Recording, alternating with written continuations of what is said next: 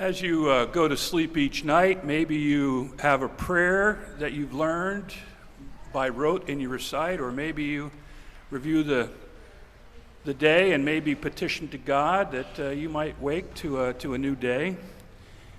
Today we read Psalm 17, which is a type of prayer at night. Hear a just cause, O Lord, attend to my cry. Give ear to my prayer from lips free of deceit. From you let my vindication come. Let your eyes see the right. If you try my heart, if you visit me by night, if you test me, you will find no wickedness in me. My mouth does not transgress. As for what others do by the word of your lips, I have avoided the ways of the violent. My steps have held fast to your paths, my feet have not slipped. I call upon you, for you will answer me, O God. Incline your ear to me, hear my words. Wondrously show your steadfast love, O Savior of those who seek refuge from their adversaries at your right hand. Guard me as the apple of the eye. Hide me in the shadow of your wings. From the wicked who despoil me, my deadly enemies who surround me, they close their hearts to pity. With their mouths they speak arrogantly. They flush me out. Now they surround me. They set their eyes to cast me to the ground. They are like a lion eager to tear, like a young lion lurking in ambush. Rise up, O Lord, confront them, overthrow them. By your sword deliver my life from the wicked, from mortals. By your hand, O Lord, from mortals whose portion in life is in this world. May their bellies be filled with what you have stored up for them. May their children have more than enough. May they leave something over to the little ones. As for me, I shall behold your face in righteousness. When I awake, I shall be satisfied, beholding your likeness.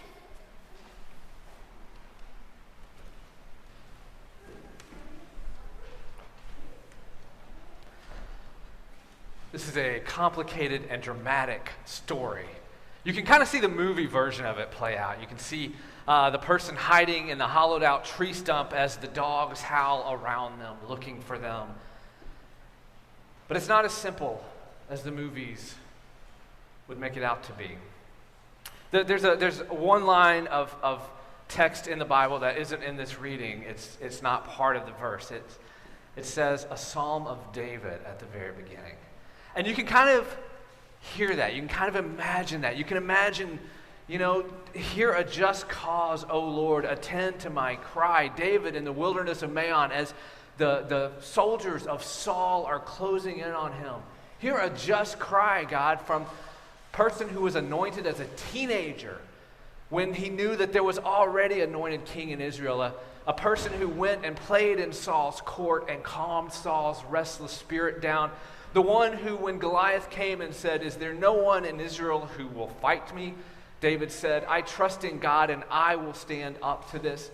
The one who Saul sent out, battle after battle. The one who saw Saul's son, who fell in love and loved more than he had ever loved in his life. Saul's son, Jonathan, who Saul also gave his daughter Michal to. David, the one who Saul became jealous of as people shouted, Saul has killed his thousands, but David his tens of thousands.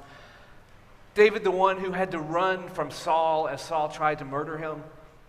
David as the one who not only had Saul chasing him, but all the armies that were now against Israel looking for David, where he had to act at one point like he had lost his mind. You can hear him say these words. They close their hearts to pity as he remembers the time a priest, Ahimelech, helped him out, and Saul's men came later on that day and murdered Ahimelech and dozens of the priests in the monastery. I have avoided the ways of the violent. You can hear David saying that, remembering the time he was in the cave that Saul went to by himself. When his men said, see, God has delivered Saul into your hand. That moment when David knew that one twist of the knife and it's all over and David is free and safe. And David chooses not to strike, saying, who am I to kill the one that God has anointed? You can hear David saying this psalm. But you can also hear Uriah the Hittite saying this psalm, composing this psalm as he lay dying on the battlefield, tricked and trapped not by the Ammonite opponents, by David, the king of Israel, who had murdered Uriah through subterfuge so that the shameful abuse and assault of Bathsheba would not come to light. You could hear this psalm being composed by Tamar, David's daughter, who was viciously abused and assaulted by David's favorite son, and whom David refused to punish or penalize or set any boundaries around. Tamar writing this about her brother Absalom, who was the only one who would stand up for her, as brothers fought against each other. This psalm is so much more complicated than it looks. The story's complicated because people are complicated. I'm going to show a clip in a moment, and hopefully this will warm up. I'm going to show a clip from the movie Moonlight. Anyone ever see the movie Moonlight? This is a clip from near the beginning, and we're going to see two characters, Kyron, who is the little boy, and he's a very small boy, and folks call him Little, and the adult who is taking him in, a guy called Juan. Juan saw Kyron running from some bullies and went and protected Kyron, and Kyron's home life isn't very good, so Juan has been caring for Kyron and making sure that little Kyron is okay.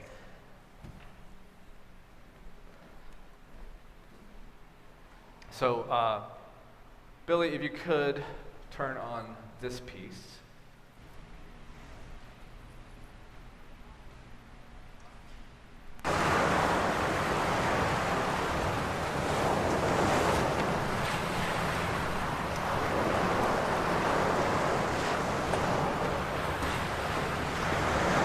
Come on, man.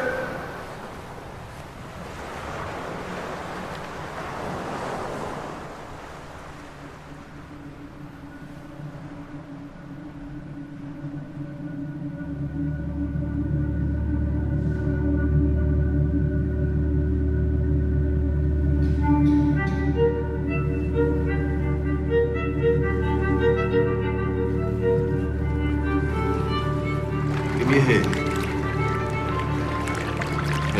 Let your head rest in my hand. Relax. I got you, I promise. I'm not gonna let you go. Hey man, I got you. There you go. 10 seconds. See that right there? You're in the middle of the world. That's good. You like that?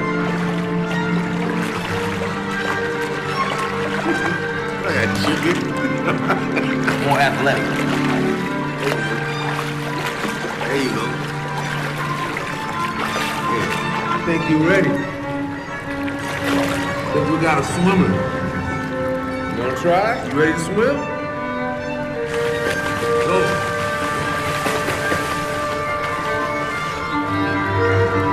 Yeah, man.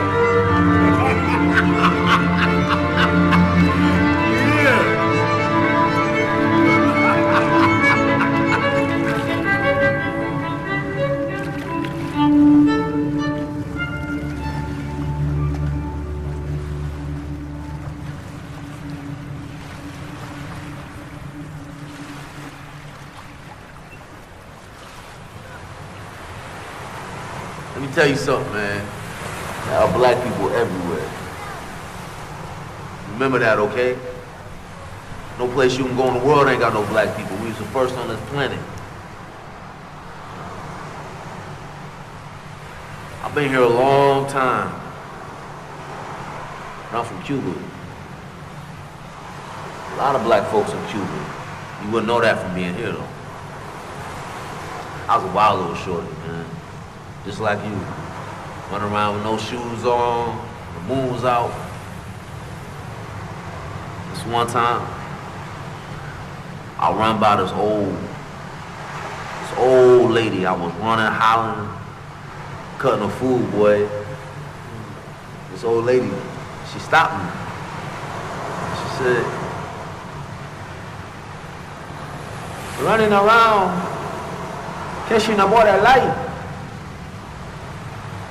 In moonlight, black boys look blue. You blue. That's why I gonna call you. Blue.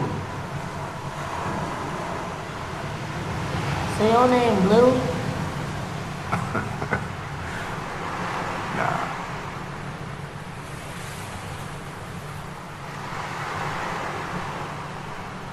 At some point, you gotta decide for yourself who you're gonna be. Can't let nobody make that decision for you.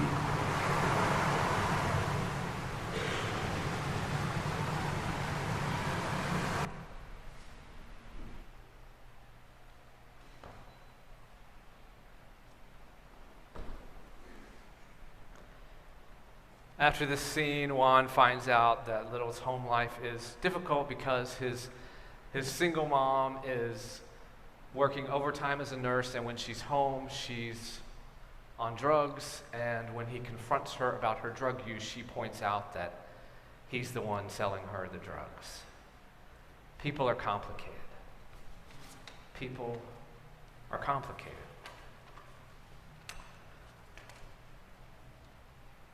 And this is true with all of us, you know. You got that part in you. You got that part in you that can speak to God fully and truly and say, test me, God. You know what I'm about? Come in the middle of the night, wake me up and test me, and you'll know. You'll see, you know who I truly am. I am seeking you, God.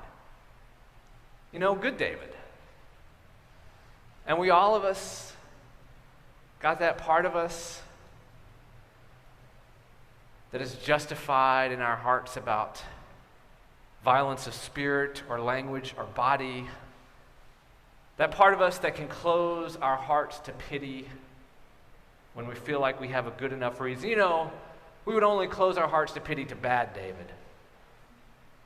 A bad David who is closing their hearts to pity to someone else. A bad David who, like us, also has a good David in there somewhere.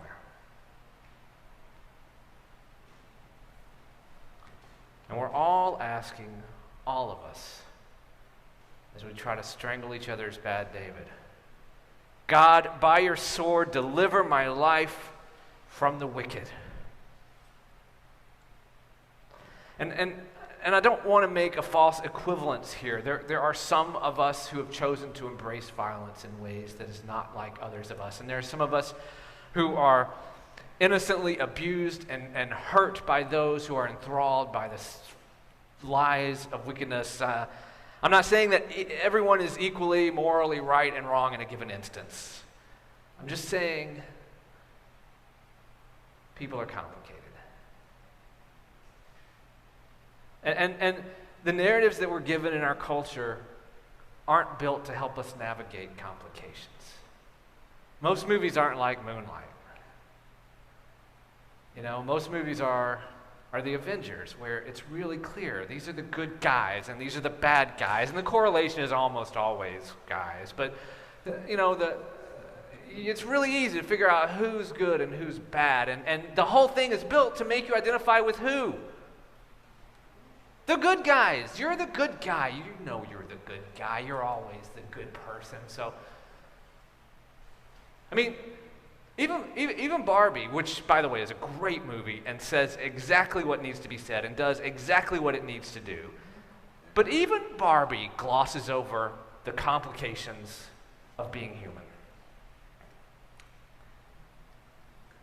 And our daily life, not even our movies or our books or our TV shows, but our news is segmented so that we watch only where they're going to tell us that we're the good guys and the other folks are the wicked, evil guys. We're going to be told you're the innocent one, the others are out to get you. Our culture literally evolves in real time to maximize our self-deception. Because whoever can offer the image of ourselves that is simultaneously most desirable and most believable gets the most money. I don't often say this about something I preach, but that last sentence, I believe, was very important.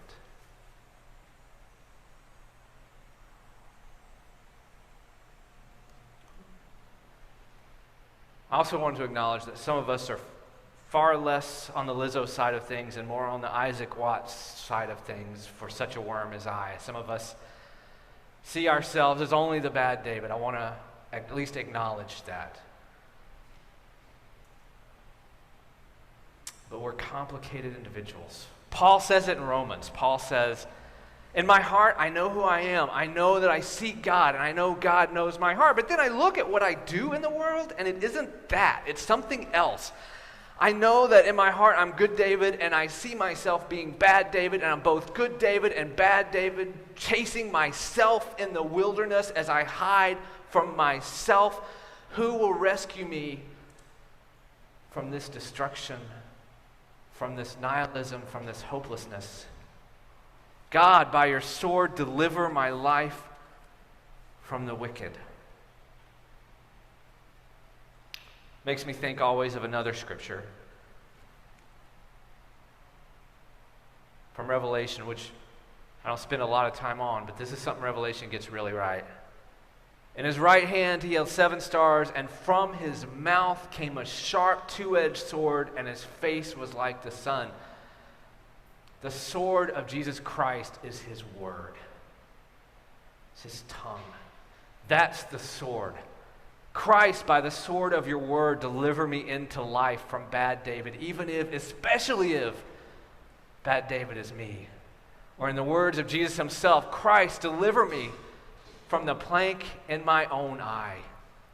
We'll suss out the speck in everybody else's eye later. And that was going to be my sermon this week, just, be good, David. Be good, David. But something funny happened on the way to the sermon. Decided for one reason, I don't know why, but decided to spend a few minutes with Thich Nhat Hanh. Every once in a while I do. For those of you who aren't familiar with Thich Nhat Hanh, he passed away a couple of years ago, a Buddhist monk who is brilliant and loving and kind. And I read a story that he told. He told a story about the Buddha, and the Buddha's teaching his friends, his disciples, and a man comes out and says, "Have you seen my cows?" And the Buddha says, "No." And the man says, "I've lost all 6 of my cows, and my fields have been eaten by locusts, and I've lost everything, and I am done, and I have no reason for anything." And the Buddha tells him, "I'm sorry, I haven't seen your cows. You might try the other direction." And after the man has gone, the Buddha turns to his friends, his disciples, and says, "Friends, how lucky we are that we have no cows to lose."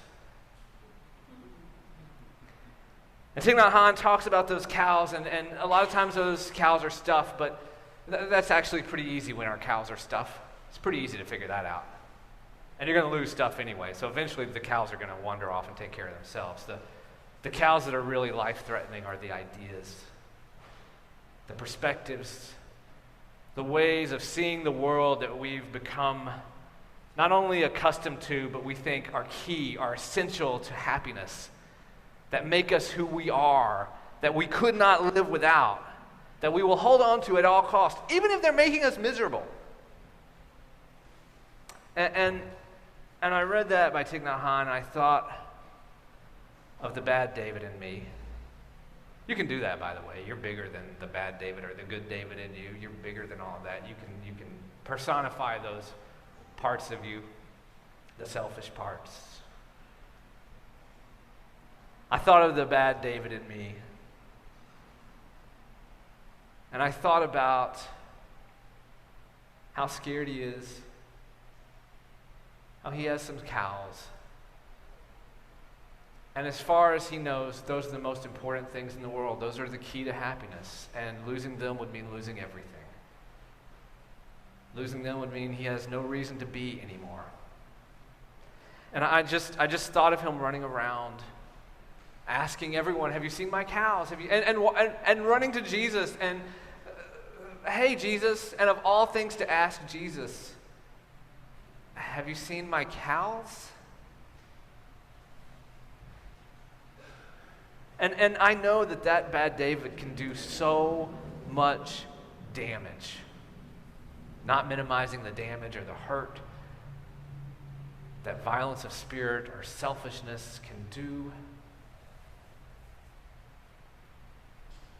But I think my good David and my bad David want the same thing. They want wholeness and happiness and reconciliation with others and with the universe that is, with beauty. It's just that the good David in me is relying on God for that, and the bad David in me is relying on cows. And cows are a really bad God. And it just made me wonder, instead of hating that bad David in me, or longing to destroy it, throwing it in a lake of fire, what if I had compassion on that bad David? Not excusing actions, not saying anything goes and no boundaries matter. But if I had compassion, if I looked to God's power to love, if you looked to God's power to love, that part of you, to love David in fullness, I wonder what I would find. I wonder what we would find. Is there a part of me that's hoarding cows that actually has some really great gifts to share that I've locked away? Would we find that maybe the time we spend in that conflict doesn't have to be spent there? What would we find in the light of compassion when good David says to bad David, "Don't worry, I gotcha. I'm not letting you go no matter what." Maybe in that moment, those cows don't seem quite so important anymore.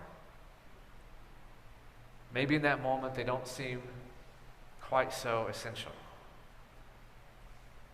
When we rest in the middle of the world, floating in the arms of a compassionate, loving God,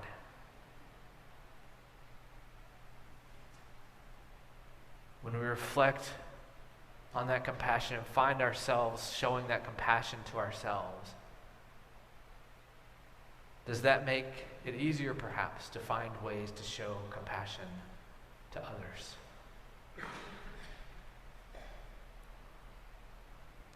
When I awake, I shall be satisfied beholding your likeness. Thanks be to God.